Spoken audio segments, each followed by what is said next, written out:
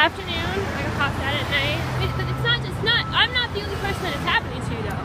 You know, it's just like, there are women who treat other women the same way. You know, and it's just, I mean, it's like this epidemic of misogyny. It's horrible. It's hard, and it's so gross is the thing. Like, women are not gross, but this treatment of them is so gross. It's disgusting, and I just don't understand why people who do have some education and do know better than this, you know, are participating in it, allowing it, not saying anything about it, ignoring it, denying it. I mean, you gotta be kidding me, you know? It really is. And I just don't understand. I don't understand why this just misery of low-class, disgusting behavior is happening. I just don't understand it, right? I don't understand it. And last night, actually, when it was lights out and people were trying to, people were supposed to be trying to go to sleep, there was someone who was just doing first of all, the person in the bunk below me was just doing all the sneezing, and as soon as she saw me, because I had to make my bed. You know, I will always like ask for a top bunk when I do the you know, seriously, enough for Christ's sake. God! Yeah, there's a lottery for the top bunks, and then if you don't get a top, not everyone is able to get up into a top bunk. And then if you don't get a top bunk, then they put your name in for the regular lottery, just for the regular beds. So like at least half the bunk beds have, like, the lower part is considered like a regular bed.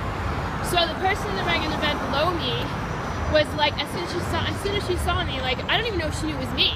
I don't even know that. I mean, maybe she just would have been antagonistic towards any female who needed to have the top bunk, you know. So as soon as I got over to the ladder and I was getting ready to like put my sheets and stuff on the bed, she started sneezing and doing all this stuff. And I just said, you know, not for the staff not to address it, and for them to constantly be in denial about it, and for them just not to be. It's almost always. No idea what that was. Almost always to be. I have no idea what all this is. It's just graffiti, I guess. Graffiti. Yeah, no. Seriously, no. It's just horrible. No, it's not. It's horrible. It's horrible. Sorry, excuse me. It just causes me to have a lot of frustration. And so since I know that they're not going to do it, most of them are just not going to do anything about it, I get frustrated and I say stuff. You know, I say stuff that I shouldn't say, like mean things. And I don't like being forced into doing that all the time. You know, I don't like, what's the point of all of this? There's no reason for all of this stuff. There's no reason for it. It's just stupid, right? And it's disruptive, and it's awful. Excuse me, I'm sorry. So, yeah, and so then I finally went to a staff person, and she said the same thing. She's like, you know, all I said was, can you just walk by and check every so often, you know, like 5-10 minutes.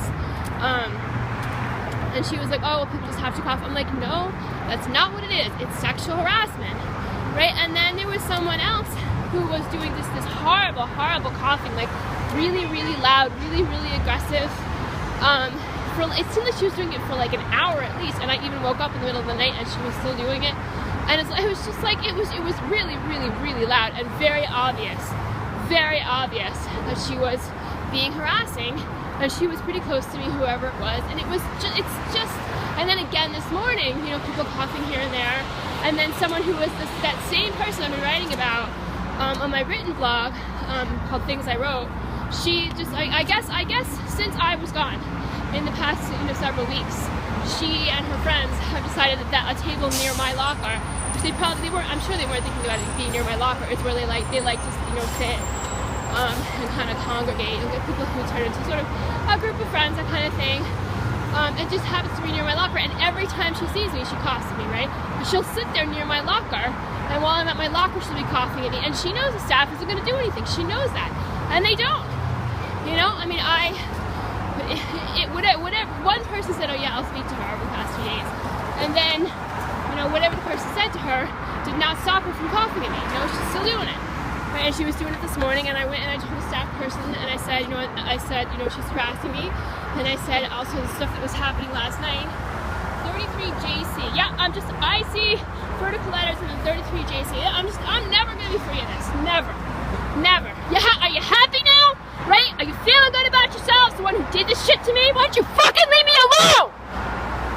Yeah, so, I tell 432 VV3. It's really nice. Anyway, I tell her, it's not just this person who's harassing me, but this stuff that was happening last night was horrible. And she was like, oh yeah, people have bad coughs, some people have bad coughs, there's bronchitis going around. I'm like, that's not what it is, and you know it. I mean, I do not have a high tolerance for that kind of dishonesty. You know what I mean? I mean, there's dishonesty, like, if you're dealing with someone who is really a dangerous person, or a situation in which, there are some situations that can be made a little bit better by not being brutally honest about whatever it is. But that's not like that. That's not what this is. This is people being totally dishonest to further the cause of something that's really bad. And I have no tolerance for that. I mean, it's abuse. It's abuse, and all the denial, and all the lying, and all the covering up for it, and all, it's just look that nasty. It's not. It's what the back of the shirt says, NASDI. I can't help what's happened to me. I never asked anybody to videotape me in the bathroom, in the shower. In fact, I've said, no, it's not all right. It's not all right. It's not all right. And it's not all right. It's not all right. And that's, vertical letters FF, so that's someone who I is supporting firemen. I am totally without any control over my life.